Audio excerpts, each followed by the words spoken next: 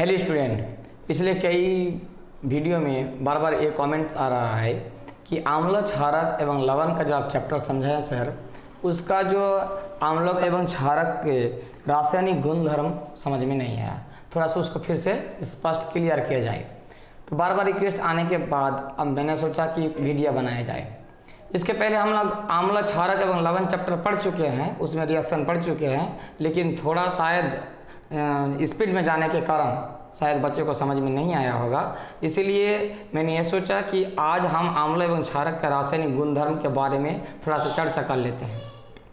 तो आम्ल एवं क्षारक के रासायनिक गुणधर्म में हम लोगों का जो पॉइंट आता है कि प्रयोगशाला में आम्ल एवं क्षारक, तो उसमें जो कुछ रिएक्शन के बारे में हम लोगों को जानना है, जो हम लोग जानते हैं कि एमसीक्यू पैटर्न में एग्जाम होगा, तो उसके थ्रू हम लोग इसको थोड़ा सा जानने का प्रयास करते हैं कि किस प्रकार का रिएक्शन होता है।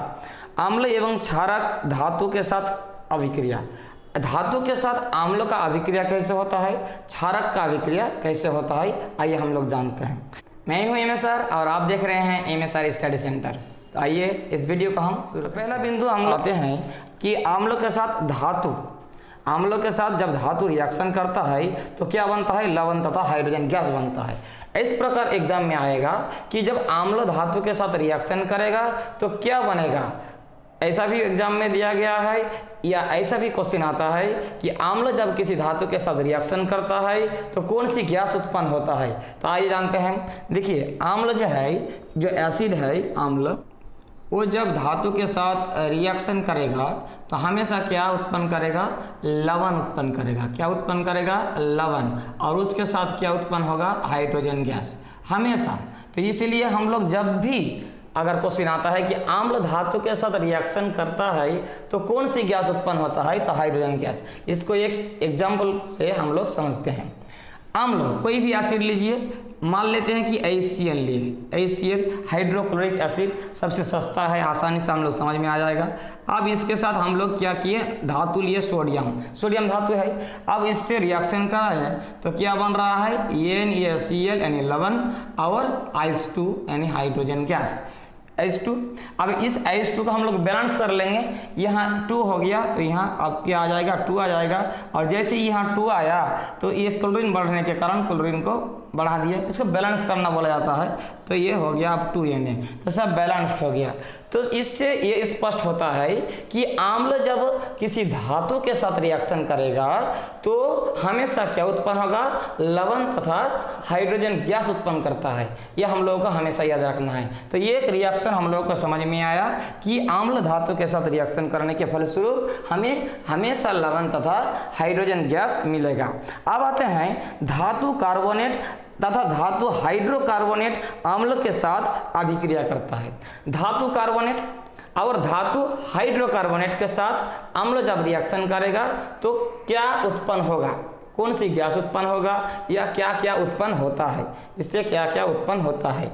तो 2 नंबर में अगर हम आम्ल के साथ हम क्या आम्ल के साथ किसी धातु कार्बोनेट के क्या कराते हैं, रिएक्शन कराते हैं। आम्ल के साथ किसका, धातु कार्बोनेट।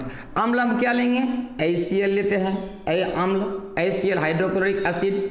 धातु कार्बोनेट हम लेते हैं सोडियम को धातु, और कार्बोनेट क्या होता है, CO3, Na2CO3 कोई एक धातु कार्बोनेट लिए, इसके साथ अगर रिएक्शन कराते हैं, आप दूसरा भी धातु कार्बोनेट ले सकते हैं। तो धातु कार्बोनेट HCl के साथ अगर आम्ल के साथ धातु कार्बोनेट को मिलाते हैं तो क्या बन जाता है, जहाँ भी Na है और Cl है तो ये NaCl बन जाता है, और साथ ही क्या बन रहा है, H है, ऑक्सीजन, यहाँ से एक ऑक्सीजन ले लेता है तो यहाँ क्या बन जाता है, H2O बन जाता है। अब यहाँ क्या बन गया, CO2 कार्बन डाइऑक्साइड बना देता है, क्योंकि कार्बन भी है तो कार्बन ऑक्सीजन के साथ है, कार्बन डाइऑक्साइड बना। तो इससे क्या हो गया, आम्ल जब धातु कार्बोनेट के साथ जब मिलता है तो लवण, जल और कार्बन डाइऑक्साइड गैस उत्पन्न हो रहा है। यानी आपको पूछा जाएगा किसी अम्ल के साथ धातु कार्बोनेट रिएक्शन करता है तो क्या उत्पन्न होगा, तो हमें याद रखना है लवण, जल का निर्माण होता है, साथ ही कार्बन डाइऑक्साइड गैस का भी निर्माण होता है। अब आते हैं 3 नंबर में कि जब आम्ल जो है ये धातु हाइड्रोकार्बोनेट किसके साथ, धातु हाइड्रोकार्बोनेट के साथ रिएक्शन करेगा तो क्या निर्माण करेगा, धातु हाइड्रोकार्बोनेट या हाइड्रोजन कार्बोनेट, कुछ ही बोलिए, धातु हाइड्रोकार्बोनेट। तो ये इसके साथ अब इसी प्रकार का हम क्या लेंगे, HCl लेते हैं, कोई एक अम्ल। अब उसके साथ क्या, धातु हाइड्रोकार्बोनेट, ये HCO3, ये हो गया धातु का हाइड्रोकार्बोनेट। अगर धातु है मतलब सोडियम, हाइड्रोजन है मतलब हाइड्रोकार्बोनेट, तो इसके साथ जब रिएक्शन कराएंगे तो क्या बन रहा है मेरा, NaCl। उसी प्रकार NaCl ले लिए, उसी प्रकार जल का निर्माण हो गया, उसी प्रकार कार्बन डाइऑक्साइड गैस का निर्माण होगा। आसानी से समझ सकते हैं कि HCl जो है ये क्लोरीन सोडियम के साथ मिल गया NaCl, और ये H और H, दो H है तो H2, और यहाँ से एक ऑक्सीजन को ले लिया तो H2O, और यहाँ से एक ऑक्सीजन यहाँ चला गया तो यहाँ ऑक्सीजन एक बच गया तो ये CO2। इस प्रकार अम्ल जब धातु हाइड्रोकार्बोनेट के साथ हो चाहे अम्ल धातु कार्बोनेट के साथ हो, जब भी रिएक्शन करेगा लवण, जल एवं कार्बन डाइऑक्साइड गैस उत्पन्न करेगा। ये हम लोग समझ में आ गया, क्लियर है। अब आते हैं अम्ल के साथ अम्ल एवं क्षारक परस्पर कैसे अभिक्रिया करता है। अम्ल एवं क्षारक जो है ये आपस में कैसे परस्पर अभिक्रिया करता है, याद रखिएगा। अम्ल एवं क्षारक के अभिक्रिया के फलस्वरूप जो रिएक्शन बनता है उसे उदासीनीकरण अभिक्रिया भी कहा जाता है। यह हम लोगों का एग्जाम में भी आ सकता है कि उदासीनी अभिक्रिया क्या है, कि अम्ल एवं क्षारक जब रिएक्शन करेगा तो लवण तथा जल का निर्माण करेगा। यहाँ भी लवण तथा जल का निर्माण करता है, और इस प्रकार की अभिक्रिया को क्या कहेंगे, उदासीनीकरण अभिक्रिया। आइए इसको समझते हैं।